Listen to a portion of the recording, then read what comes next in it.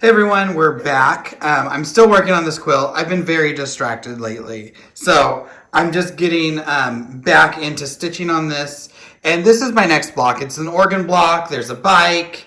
And so I have some background. I have this appliqué organ. I have a bike path, which is going to be the gray, some grass here, and then just some background fill at the top, which is sky. There are a few trees stitched in. They're small and they've been stitched on domestic machine. Like this has been stitched around on domestic machine. This is a big applique, so I'm gonna go in, I'm gonna restitch this, so that's what I'm doing yellow. So this one piece, this one block or like piece of the quilt is gonna have 4 colors. I am very big on matching my colors. So I'm gonna start with the yellow and just kind of stitch around, not trying to stay right on that ditch. I'm trying to stay within the stitching that she's already done. I'm not going to worry about the heart. The heart's going to be okay. There's a stop sign off to the left. That's going to be okay. I'm not going to worry about that because they have been stitched down. Like it's not like I'm just leaving it out for anything.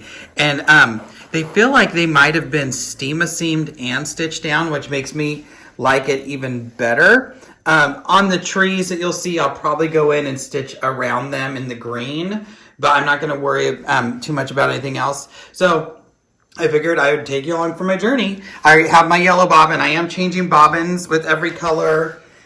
And I'm just going to stitch around this and go for it. I have my regular Surefoot on.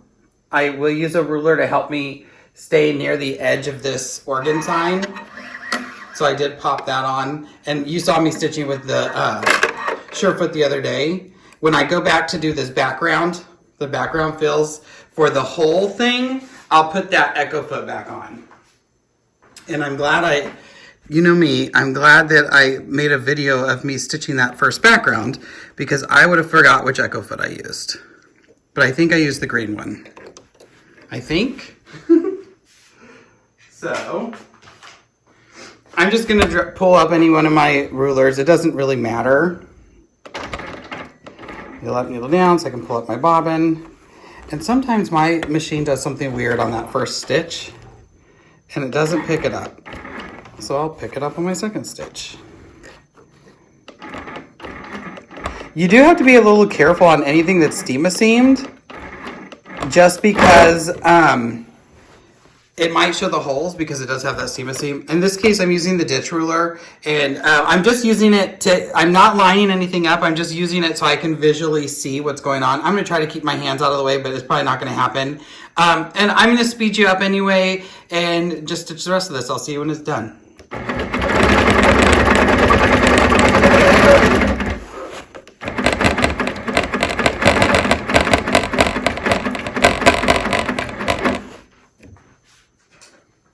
I'm actually popping over to my Versatool. The Versatool, in case you didn't know, has these little notches out, and that's what they're made for. They're made to help you kind of drive and have a little more stability when you stitch around this.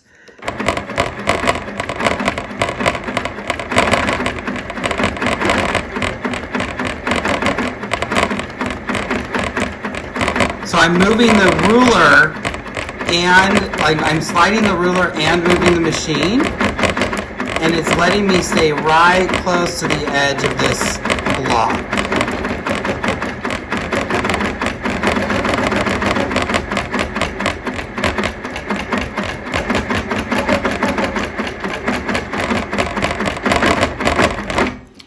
And I just realized my gears are up, so I'm gonna drop my gears.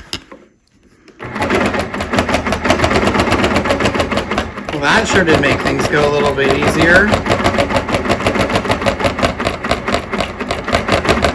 Now I'm back to the front. I overstitched myself a little bit. I'll run my tie off and then I just pull my thread up. I haven't had any issues with thread coming out, so this is how I do all my tie offs. And my thought is, I've ripped out a lot of stitches before and it took me forever.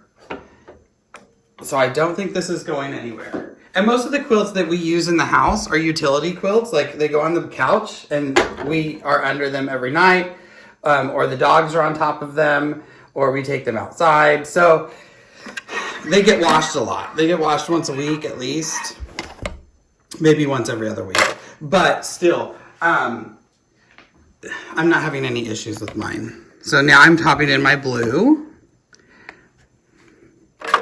And I am changing my bobbins with each color too, so I'm gonna have to slide over to the side so I can get to my bobbin. That was me popping my bobbin in my TOA gauge. You know that I'm a fan.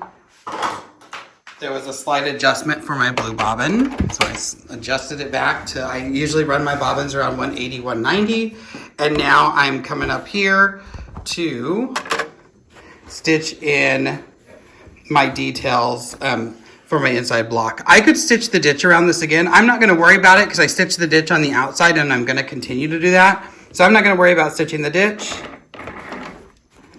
We'll pop this up. This one is gonna be stitched when I do the dark, and I'm gonna do some pebbling in here. So I'm not gonna worry about having to stitch the ditch around this blue either.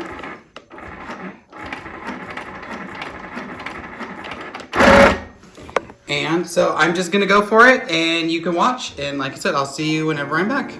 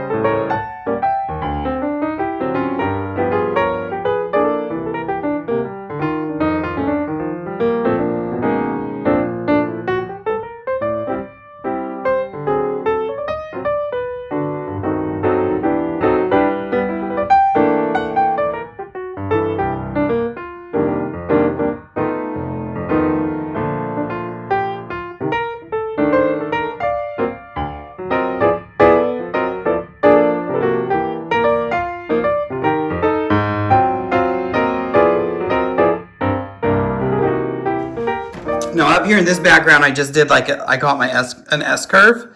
I'm gonna do that same thing, but I'm gonna change it and do it vertical at different lengths to make it look like grass is growing down here.